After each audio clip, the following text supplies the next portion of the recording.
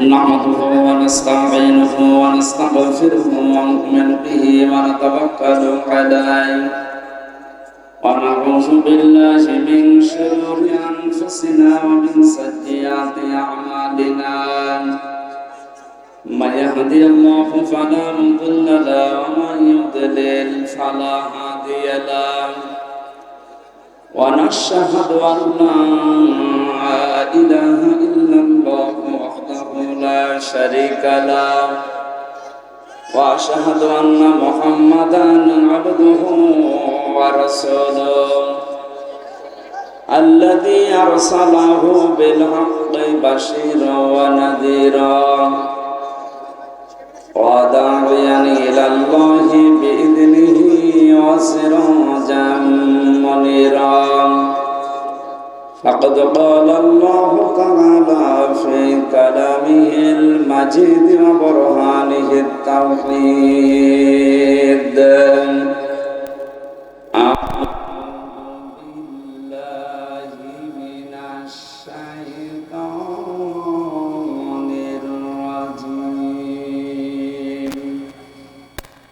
بسم الله الرحمن الرحيم وضرب الله مثلا قرية كانت آمنة مطمئنة كانت آمنة مطمئنة يأتيها رزقها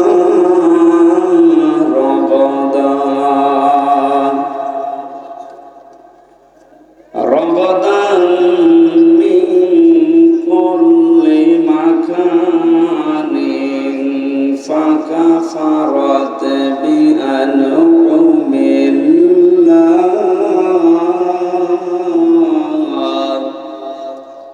فأذاقها الله لباس الجوع والخوف بما كانوا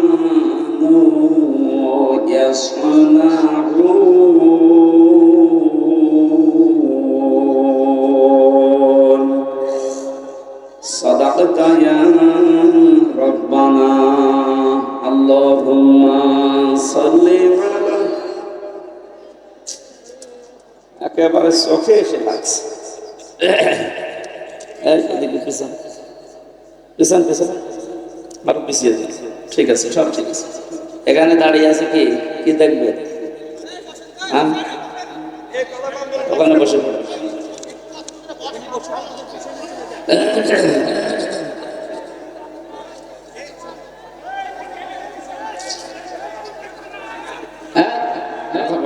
যারা ভেতরে গেছেন বের হয়ে যান তাড়াতাড়ি আরে ভাই নিজের দায়িত্বের পরিবেশ ঠিক করে বসে পড়ে এত শেষে লোকেরা পাবে কোথায় বাংলাদেশের ঐতিহ্যবাহী জেলা রাজশাহী তেরখাদিয়া স্টেডিয়াম সংলগ্ন বিভাগীয় মহিলা ক্রীড়া কমপ্লেক্সের জামিয়া বায়তুল নূর মাদ্রাসা বহরমপুর রাজশাহীর উদ্যোগে না বাড়ি খাই কেন এক কমিয়ে দে আর এক কমিয়ে খালি রেভাব দে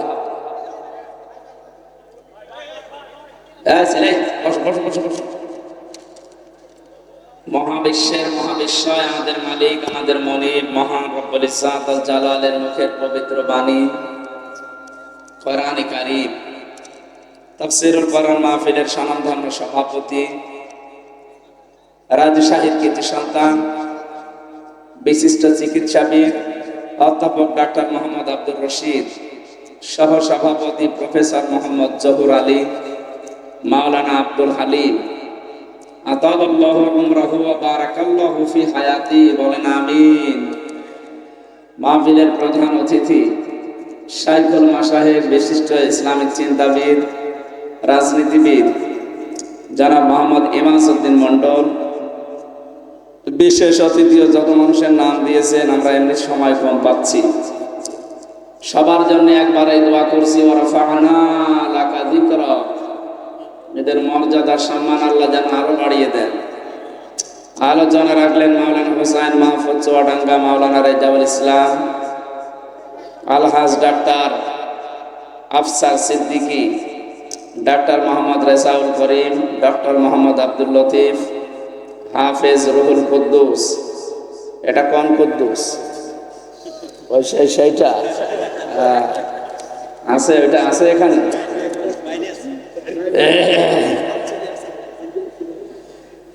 জনাব জসিমউদ্দিন সরকার,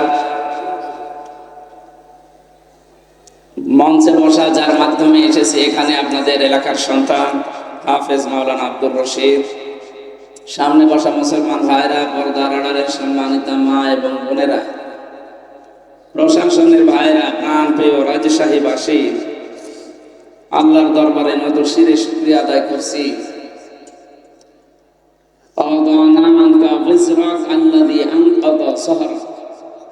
১৫০০ বছর আগে আয়াতটা নাযিল হয়। নবীজিকে আল্লাহ জানিয়েছেন, হে নবী, আপনার পিঠকে বাঁকা করে রেখেছিল একটা বিশাল বোঝা, ওই বোঝা আমি আল্লাহ নামিয়ে দিয়েছি। এটা ছিল ১৫০০ বছর আগে আইএমএ জাহিলিয়াতের বোঝা। আর ১৫০০ বছর পরে ২০২৪-এর ৫ই আগস্টে আমি জাহিলিয়াতের একটা বিশাল বোঝা আল্লাহ আমাদের পিঠের উপর থেকে নামিয়ে দিয়েছে। শব্দ দুইটা একই, আইএমএ আওয়াম। ওইটা যেমন ইতিহাস থেকে বিদায় ফিরায় নিয়েছে, এটাও যেন বিদায়, দুইটাই ক্যান্সার। আইএমএ জাহিলিয়াত থাকতে মেয়েদের অধিকার ছিল না, শ্রমিকের অধিকার ছিল না, বৈষম্য ছিল, কথা বলেন না কেন, সংশোধন ছিল না। এই যে বিষয়গুলো ছাত্র এবং জনতা মিলে বাংলাদেশে কায়েম করার জন্য ৯টা দফা দিয়েছিল। এরা বৈষম্য দূর করার জন্য যে সমস্ত দফা দিয়েছিল, তার ভেতরে কোরআনে কারিম থেকে আমি 3টা পেয়েছি, সূরা নাহলের 90 নম্বর আয়াত থেকে। আমরা যেহেতু ওই আলোচনায় না, আমার আজকে তাফসীর মাহফিলে আপনারা লিখে দিয়েছেন, নির্ধারিত আয়াতের উপরে আমরা তাফসীর করবো, এই জন্য ওদিকে যাচ্ছি না। তারপরে কোরআনে কারিম কেন্দ্রিক যে কথাগুলো আছে আমি টাচ দেবো ইনশাআল্লাহ। যে আল্লাহ আমাদেরকে এরকম একটা বিশাল বোঝা নামিয়ে আমাদের মাজা সোজা করার মতো, পিঠ বাঁকা হয়েছিল, এটা সোজা হয়ে মেরুদণ্ড সোজা করে দাঁড়ানোর মতো একটা সময় দিলেন, সুযোগ করে দিলেন। এটা যেন স্থায়ী হয় সেই ব্যবস্থা করা লাগবে। এ নিয়ামতের শুকরিয়া যদি এভাবে আদায় না করেন, আজকের তেলাওয়াতকৃত আয়াতে দেখবেন অনেকগুলো তথ্য বের হবে বাংলাদেশ সম্পর্কে ইনশাআল্লাহ। আল্লাহ কোরআনে কারিমকে সহজভাবে উপস্থাপন এবং বোঝার তৌফিক আমাদের দান করেন। যিনি এই ময়দানে আসরের পর থেকে মাগরিব পর্যন্ত সময় আমাদেরকে দিলেন, খুশি হয়ে বলেন আলহামদুলিল্লাহ। কোরআন যারা শুনতে এসেছেন, 2টা হুকুম আল্লাহর, ফাসতামিউ লাহু আনসিতু, চুপ থাকা লাগবে, শোনা লাগবে। খালি এরা 2জন একটু গল্প করুক মাঝে মাঝে, অসুবিধা নেই। 2টারে 2 জায়গায় বসা, এই ছেলে যা 2টা 2 দিকে বসে। তাহলে কয়টা শব্দ পেলাম কোরআন শুনতে বলেন তো? শুনতেও হবে, চুপ থাকা লাগবে। 2টাই নফল, ফরজ। বলেন বলেন, ফরজ তরক করলে কি হয় জানেন? 7000 বছর জাহান্নামে থাকা লাগবে। এই জন্য শুনতে আসলাম কি, আর এখন কি করছি, যেন কষ্ট হলেও চুপ থাকবে। কথা তো বলা যাবে না, চুপ থাকবেন, আর শুনতে হবে দিলের কান এবং এই বাইরের বাহ্যিক কান দিয়ে। আল্লাহ আমাদেরকে আয়াত মেনে চলার তৌফিক যেন এখন থেকে দান করেন। আমরা যারা বলতে আসি, আমাদের কিছু দায়িত্ব আছে। আমাদের দায়িত্ব কি? আল্লাহ পাক বলেন, কিতাবুন উনসিলা ইলাইকা ফালা ইয়াকুন ফি সাদরিকা হারাজুম মিনহু লিতুনযিরা বিহি ওয়া যিকরা লিল মুমিনিন। কিতাবুন, আল্লাহ বলেন একটাই মাত্র কিতাব পৃথিবীতে আমি আপনার কাছে দিলাম, শুধু সোমা খাবেন আর মাথার উপরে রেখে দেবেন। এটা ক্লাস চলছে, পাশে ভার্সিটি না, বিশ্ববিদ্যালয় যেভাবে ক্লাস নেয় আমরা তো উন্নত ক্লাস নেয়, আমরা ছোটখাটো ক্লাস নিচ্ছি। জবাব দেবেন 1 2 3 4 এর ছেলে মেয়েরা যেভাবে বুঝলেও জবাব দেয়, না বুঝলেও দেয়, ওইভাবে দেবেন, একেবারে ঠিক বলে উঠবেন, ঠিক আছে?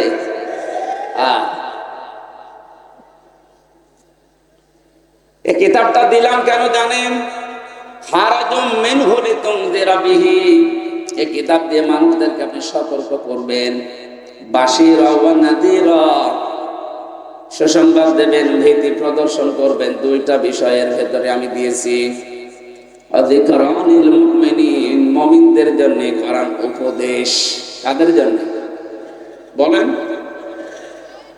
এবার আসেন আয়াতের মাঝে হারাজুন আছে, এই শব্দটার ব্যাখ্যায় মুফাসসির দুইটা অর্থ দিয়েছেন। এক নম্বরে, হে নবী, কোরআন যখন প্রচার করতে যাবেন, আপনার সামনে যারা বসে আছে রাজশাহীর মানুষগুলো, এমনও মানুষ আছে কোরআনের কথা না বুঝে রাগ করতে পারে। এইরকম শ্রোতা দেশে নেই? এই 15.5 বছর আগে বেশি ছিল। কোরআনে কারীম যেভাবে বলা দরকার ঠিক তো বলতাম ওইভাবে। যেই ফোর্সে আল্লাহ দিয়েছেন ওই ফোর্স মাঝে মাঝে দিলে দেখতাম অনেকেই না বুঝে রাগ করতো। আপনি আমার বিরুদ্ধে বললেন? আরে ভাই, আমি আপনাকে চিনি। কোথায় আমার বাড়ি কুষ্টিয়ায়, কোথায় আপনার বাড়ি রাজশাহী, জীবনে হয়তো আপনাকে দেখিও নাই। এখানে না বুঝে রাগ করা যাবে না। নবীজিকে আল্লাহ জানাচ্ছেন অনেকেই সামনে থাকবে এমন ওরা না বুঝে রাগ করতে পারে। 1 নাম্বার জ্ঞান। দ্বিতীয় নম্বরে, কোরআনে কারীম শুনতে যারা আসে এদের ভেতরে অনেক মানুষ এমন আছে আবাহমান কাল থেকে এমন এমন নিয়ম নীতি তারা ইবাদত মনে করে পালন করে, আসলে যেটা ইবাদত না। আর এটা সবচাইতে বেশি চলে বাংলাদেশ, ভারত আর পাকিস্তানে। বিশ্বের যতগুলো ছোটখাটো দেশে আমি গেছি, কোন দেশে কোরআনের কথা এত বেশি বলা হয় না। অন্যান্য দেশে যতগুলো কোরআনের অনুষ্ঠান আমি করেছি, উন্মুক্ত ময়দানে আমি বেশি পাইনি, সবগুলো ইনডোরে। কোরআনের কথা এত ওপেন ভাবে বাংলাদেশে 64 জেলার 630টা থানাতেই কম বেশি আমি বলতেছি, কিন্তু দেখছি অধিকাংশগুলো মানুষ বানানো ইবাদতে অভ্যস্ত। চট্টগ্রাম, সিলেটে 2 বিভাগে আরো বেশি, রাজশাহী শিক্ষা নগরী হিসাবে একটু কম আছে। এবার আমি একটা গোপন কথা বলছি, পৃথিবীতে 3টা অপরাধ যদি মানুষ করে, ওই 3টা অপরাধের শাস্তি দুনিয়া আখিরাত মিলিয়ে আল্লাহ ডবল করে দেবে। কয়টা? 3টা অপরাধ, 3টা শাস্তি। কয়টা? এক একটা অপরাধের জন্য 2টা করে শাস্তি পাবেন। ইউদাআফু লাহুল আযাবু ইয়াওমাল কিয়ামাহ। সূরা ফুরকান 69 নম্বর আয়াতে আল্লাহ জানিয়েছেন তাদের আযাব হবে ডবল, দ্বিগুণ। এই যে দ্বিগুণ শাস্তির জন্য যে 3টা অপরাধের কথা কোরআনে আছে, হয়তো রাজশাহীতে 2টা পাওয়া যাবে, 1টা পাওয়া নাও যেতে পারে। দেখেন তো, ওয়াল্লাযীনা লা ইয়াদউনা মা'আল্লাহি ইলাহান আখার, যারা আল্লাহর সাথে অন্য কাউকে ডাকে, আল্লাহকে ডাকে না তা না, ডাকে মা'আল্লাহি ইলাহান আখার, আল্লাহর সাথে অন্য কাউকে জুড়ে দেয়। এটা রাজশাহী, খুলনা এই 2 বিভাগে যদি কম থাকে, বাকি বিভাগে থেমে নেই, ওরা চালাচ্ছে। এটা রেকর্ড হচ্ছে, এই কারণে আমি এটা বললাম। কিছুক্ষণ আল্লাহর নামে জিকির করার পরে দেখবেন চলছে ইয়ালি বাবা, খাজা বাবা, কেল্লা বাবা, ফতে বাবা চলছে। কেল্লা বাবা, ফতে বাবা, আল্লাহর 5000 নামের ভেতরে একটা নামও আছে।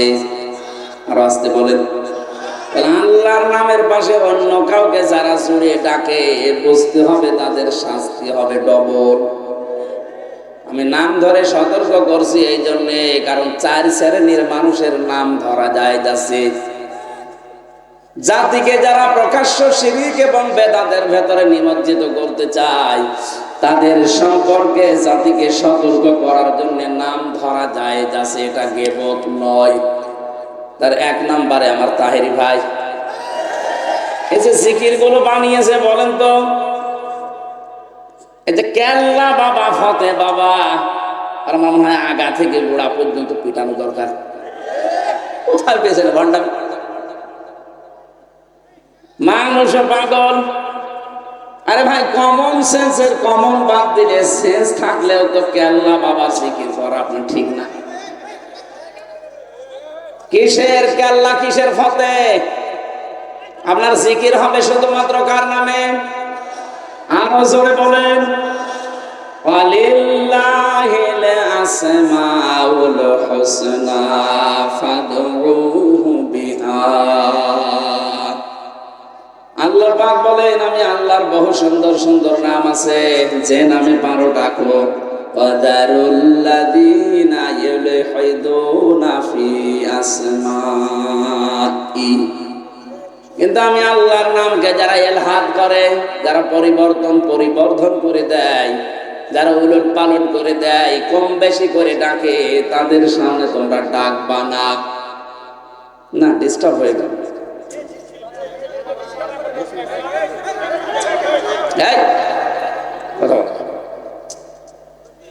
আরে ভাই, এটার না হালকা একটু মাথার তার কাটা আছে। এবার আপনারা দুইজন একটু গল্প করেন, তাড়াতাড়ি করেন, শেষ করেন। কি আর কি কথা বাকি আছে? কোনো কথা বাকি আছে না? না না, এভাবে কয় মিনিট বসে থাকবেন আপনি? আরে ভাই, ওনারাই তো বলছে কয় মিনিট বসবেন এখানে, বসলে ভালো করে বসেন।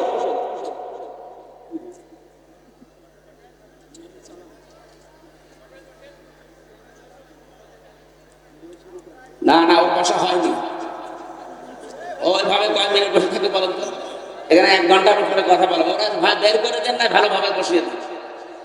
এটার উপরে চাপ দেন, বসে পড়বে। দেন, ঠিক আছে। হ্যাঁ বাদাম ভাই, এদিকে। ও, এটা তো মানে 2টা তারিখ কাটা। ঠিক আছে, ও যা করে করবে। রাজি সাহেব আসে, কোরআনের কথা যত অ্যাক্টিভ ভাবে শুনবেন, অবশ্যই আপনাকে আল্লাহ এখান থেকে একটা না একটা কিছু দেবেই। তাহলে আজকে থেকে শুধু শুনতে আসলাম তা না, সিদ্ধান্ত নিয়ে যাওয়া লাগবে। আল্লাহর সাথে যারা অন্য কাউকে ডাকে, সে না বুঝে ডেকে জাহান্নামে যেতে পারে, আমি না। কথা বলো না কেন? সারা বাংলাদেশ এটা ছড়াবে কালকে। সবাইকে আহ্বান জানাচ্ছি, তাহেরি হোক আর তাহেরির বাবা হোক, যদি আল্লাহর সাথে অন্য কাউকে ডেকে জিকির করে, তার সাথে ডাকা যাবে না। যদি ডাক দেন, আপনার শাস্তি হবে দ্বিগুণ। এটা আমি বানালাম। সূরা ফুরকান 19 নম্বর পারার 5 নম্বর পৃষ্ঠার 1 নম্বর লাইনের 1 নম্বর আয়াতের 1ম অংশে আছে। যত তাফসীর পাওয়া যায় বাংলাদেশে দেখবেন এই বাংলায় লেখা আছে এইটাই। 2 নম্বরে যদিও ইমাম ভাই বলে ফেলেছেন হালকা, আমি টাচ দিচ্ছি। ওয়াল্লাযীনা লা ইয়াদউনা মা'আল্লাহি ইলাহান আখারা ওয়ালা ইয়াকতুলুনান নাফসাল্লাতী হারামাল্লাহু ইল্লা বিল হক। আদালত কর্তৃক, বিচারালয় কর্তৃক যদি সিদ্ধান্ত ফাইনাল না হয়, আন্দাজে কাউকে মারা যাবে না। যদি কেউ মানুষ হত্যার সাথে জড়িত হয়, তার শাস্তি হবে কয়টা? আরো জোরে বলেন। এই পৃথিবীতে যারা মানুষ হত্যার সাথে জড়িত, আপনি তাদের দিকে তাকান, কি ঘৃণিত করে দিয়েছে আল্লাহ। হিটলার, চেঙ্গিস খান, কথা বলছেন না? 2024-এ 5 আগস্টের আগ পর্যন্ত 2006-এর অক্টোবর 28 তারিখ থেকে শুরু করে যত হত্যা হয়েছে, এর সাথে যারা ডাইরেক্ট ইনডাইরেক্ট জড়িত, তাদেরকে আল্লাহ চেঙ্গিস খানের মতো ঘৃণিত করে দেবে। হিটলার, চেঙ্গিস খান যদি ওরা গণহত্যার সাথে জড়িত হয়, আপনি কি? আপনার জন্য 2332 জন মানুষ হত্যা হয়েছে, একটারও কারণ আপনি দর্শাতে পারবেন না। শুধুমাত্র নিজের অবৈধ চেয়ার ঠিক রাখার জন্য আপনি এই কাজ করেছিলেন। এটা যদি রাজনৈতিক মঞ্চ না, আমি বলছি না, কিন্তু আমি স্পষ্ট করতে চাই, 8, 14, 18 এবং 24 পর্যন্ত যারা নির্বাচনের নামে প্রহসনে চেয়ারে বসেছিলেন, তাদের প্রধানমন্ত্রী বলা, সাবেক প্রধানমন্ত্রী, সাবেক এমপি, সাবেক মন্ত্রী বলাও জায়েজ না। কারণ এরা ভোট চোর, ভোট ডাকাত। ডাকাতকে, চোরকে যদি আপনি সম্মান দেন, হাদিস, কোন জালেমকে যদি কেউ সম্মান দিয়ে ডাকে, সম্মান দেয়, সঙ্গে সঙ্গে আল্লাহর আরশ কাঁপতে থাকে। 15.5 বছরে যে মানুষগুলো মানুষের অধিকার নষ্ট করেছে, এরা আল্লাহর ভাষায় জালেম। কথা বলো না কেন? জালেমদেরকে কেউ যদি জেনে শুনে সম্মান দেয়, সম্মান দেখায়, সে যেই হোক, আল্লাহর আরশ কিন্তু কাঁপবে। এই জন্য এদেরকে আমার যতটুকু ধারণা জ্ঞান, এদেরকে প্রধানমন্ত্রী বলা, সাবেক প্রধানমন্ত্রী বলা ঠিক, সাবেক বলা যায়, কারণ এর আগে একবার ছিল, ওইটা নাই, ঠিক আছে। কিন্তু বাকি এই 3-4 বারের, উনি এখন বিশ্বের মডলদের কাছে শুনছে, বিভিন্ন জায়গায় শোনাতে চায় যে আমরা নির্বাচিত ছিলাম, আমাদেরকে নির্বাসন দেওয়া হয়েছে। এরকম একটা ডাহা মিথ্যা কথা, একটা হাসি মানুষ আপনি বলতে পারলেন? এটা ডাহা মিথ্যা কথা না? এই 15.5 বছরে বাংলাদেশের নির্বাচন হয়েছে, কোন শয়তানও বিশ্বাস করবে না। আমার মনে হয় কোন ঘোড়াকে যদি জিজ্ঞাসা করেন, ঘোড়া পর্যন্ত হাসবে। একটা কথা বলবি, নির্বাচনের আগে যারা ঘোষণা দিয়ে দেয় 154 জন, দিনের ভোট যারা রাতে করে, এ মানুষগুলো নির্বাচিত হওয়া এই শব্দ বলে কোন লজ্জায়? আপনি মিথ্যা বলছেন বলেন, কিন্তু হাসি নামটা কেটে দিয়ে বলেন, কারণ আমিও হাসি। কে কথা বলছে না? এটা আমার গায়ে লাগে। মানুষ আপনাকে তো 5ই বলবে, তখন গায়ে লাগবে আপনার। আমিও তো হজ করেছি, টাকা খরচ করি, যেন এমন কাজ করেন না আমার হাসি আপা, যেন আমার আবার বদনাম হয়। সিম্পেথি আপনি পাবেন না, কারণ আল্লাহর উপরে, আল্লাহ নিজে আপনার উপরে মামলা দেবে কিয়ামতে। ইন্নামাস সাবিলু আলাল্লাযিনা ইয়াযলিমুনান নাস। আল্লাহ পাক বলেন, অবশ্যই আমি নিজে মামলা দায়ের করব যারা মানুষ হয়ে মানুষের উপরে জুলুম করে। এই 15.5 বছরে যে জুলুম হয়েছে, তার নিজের প্রমাণ তো আমি নিজেই। কথা বলেন না কেন? আমার উপরে যে 3টা বছর জুলুম হয়েছে, এটার প্রমাণ আমি নিজে, আর মানুষেরটা বলার দরকার নেই। আর আমার চোখে আমি যা দেখেছি ওই মাটির নিচে, এটা তো আরো বড় প্রমাণ।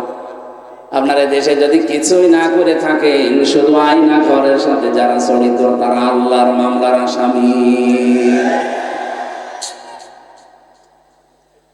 মানবতার কত লঙ্ঘন হয়েছে আপনি জানেন? সাদা চামড়ার মানুষগুলো মানবতার কথা শুনলে অনেক চুপসে যায়, যে মানবতা লঙ্ঘন হয়।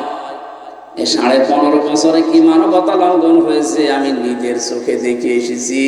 এত বড় বড় নখ হয়ে গেছে এক একজনের, চুল দাড়ি গোঁফ, মনে হচ্ছে জঙ্গল থেকে একটা লোক বেরিয়ে আসতেছে। রাতের বেলা যখন নিয়েছে, তো মাঝে মাঝে কান্নার আওয়াজ পেতাম ওই মাটির নিচে আয়না ঘরে। আমি তো মাত্র কয়েকদিন, 10 দিন মতো শুনেছিলাম নাকি এখানে, এবং ওই পুরাতন আয়না ঘর, যেটা কেউ 8 বছর, 10 বছর, 14 বছর পড়ে আছে, দুনিয়ার কেউ জানে না। যে সময় কান্নার আওয়াজ পেয়েছিলাম, মাঝে মাঝে যাওয়ার সময় জিজ্ঞাসা করতাম, ভাই কি পরিচয়, কি নাম কি? আস্তে করে আওয়াজ আসতো। চোখ যখন একটু খুলে দিত, দেখতাম এখানে লিখাই যে এত বড় বড় নখ, নখগুলো দিয়ে দেওয়ালের সাথে খুশিয়ে খুশিয়ে মোবাইল নাম্বারটা লিখছে, আর নিচে ভাঙা ভাঙা অক্ষরে লিখেছে, ভাই যদি বাইরে কেউ যেতে পারে এনে নাম্বারটা জানাবেন, যে আমি বেশি আছি। আপনি বসেন, এখন বলেন আমি কি করেছি? কি করেছি মানে আপনি কি করেছেন দুনিয়ার মানুষ জানে না। তাই যারা জানে তারা যদি এখন সবাই আমার মতো মুখ খুলতে আরম্ভ করে, কুকুরকে মানুষ আর কি ঘৃণা করে, তার সাথে বেশি ঘৃণা করবে আপনাকে। মুফতি ফখরুল ভাই আমাকে বলছিল যে হামজা আপনার সাথে কি করে আমি জানি না, তবে আমার এই পায়ের ভেতর দিয়ে হাত দিয়েছিল, এই যেখানে এইভাবে। এবার পায়ের ভেতর দিয়ে হাত দিয়ে সামনে যে লোহার ব্যারিকেড দেওয়া, ওর সাথে হাত হ্যান্ডকাপ দিয়ে টাঙ্গিয়ে দিয়েছে। টান লাগলে হাত কেটে যায়। তারা ভাই 5 মিনিট 10 মিনিট পরে খুলে দিলে তো হয়, বছরের পর বছর। মাত্র 1.5-2 মিনিট সময় দিল টয়লেট করার জন্য। পচা ছোলা কয়েকটা দিয়ে যেত সকালে, তাও 1 মট মতো। দুপুর বেলায় 1 মট খাবার দিয়েছে, তাও মনে হচ্ছে 4-5টা তরকারি দিয়ে কেউ মাখিয়ে দিয়েছে। পারলে খান, না পারলে রোজা রাখেন। 5 দিন 10 দিনই তো মানুষ অস্থির হয়ে যাওয়ার কথা, কারণ এদিকে 3.5 হাত, এদিকে 1.5 হাত, এতটুকু জায়গা। আর একটা মানুষ এখানে পড়ে আছে 14 বছর। অবশ্য সুবহান ওর মাথা তামা পুরাই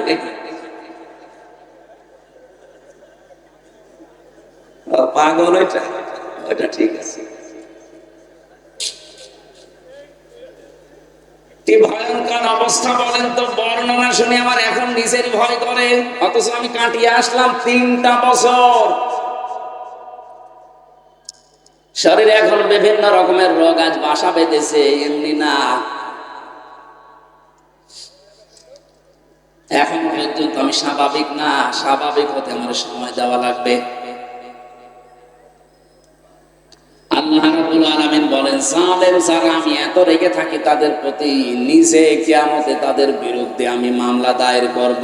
বিচারক আমি নিজে, মামলার বাদীও আমি নিজে। আপনার কি মনে হয় বলেন তো? আমাদের বিরুদ্ধে যদি সলিমদ্দি গলিমদ্দি কেউ মামলা দিত, আমার 3 দিনের বেশি রাখতে পারতো না। কারণ আমি যে জায়গায় ছিলাম, বাংলাদেশের শ্রেষ্ঠ ধনী যারা, তাদের ভেতরে একজন আকিজ গ্রুপ, নাম শোনেননি? আমি তাদের খতিব ছিলাম। কয় টাকা লাগবে আপনার? কিন্তু আমার এমন মানুষ মামলা দিয়েছে যিনি দেশ চালাচ্ছে। এজন্য টাকা দিয়ে দোকানে কাজ না। মামলাটা কতবার সিএমএম কোর্ট, জজ কোর্ট, হাইকোর্টে তুলেছে, বলে না হবে না, লাল দাগ মারা আছে। অথচ কয়েকদিন আগে ওই মামলাটা তুলেছিলাম, পুরাটা খারিজ করে দিয়েছে। বিচারপতি এভাবে মামলার নথি হাতে নিয়ে বলছে, কি দেখে বিচার করব, এর তো কোনো মাল নেই, যান সব খালাস করে দিলাম। বলতে গেলাম যে স্যার, এটা তো 3 বছর আপনার হাতেই ছিল। তখন তো বলেন যে যেমন মাল নেই, এখন বলছেন মাল নেই। এইটাই বলতো যে হুজুর কিছু করার নেই, আমার হাত বাঁধা ছিল। কথা বলুন, এখানে আমার হাত বাঁধা ছিল, যেন আমি কিছু করতে পারি না। এখন হাত খোলা আছে। যত মামলা এরকম বানানো মিথ্যা আসবে, আমি কি সাক্ষীও দেখবো না, দেখলেই বুঝতে পারি যে এটা বানানো নাকি। কি মামলা আমি পড়েছিলাম, আমার সাথে একজন ছিল, বছর ঘরে ঘুমিয়েছিলাম, ঘর থেকে তুলে এনলো, চোখ খুলে দেখছি আমি কি গো, থানার গারদে। আমার কখনো ঘুমের ঘর কাটে নিয়ে ঘুমে অবস্থায় থানার গারদে। পরে জিজ্ঞাসা করছে আমি কোথায়, থানায়। কেন? গাছ কেটেছিস? তখন স্বপ্নে চলছিল বলেন দেশে, এই চলছিল। এক একজনের আমি মামলা কত 313টা পর্যন্ত পেয়েছি, 570টা মামলা দিয়েছে একজনের নামে। আমারও বলছিল রিমান্ডে যা বলতে বলি, এগুলো যদি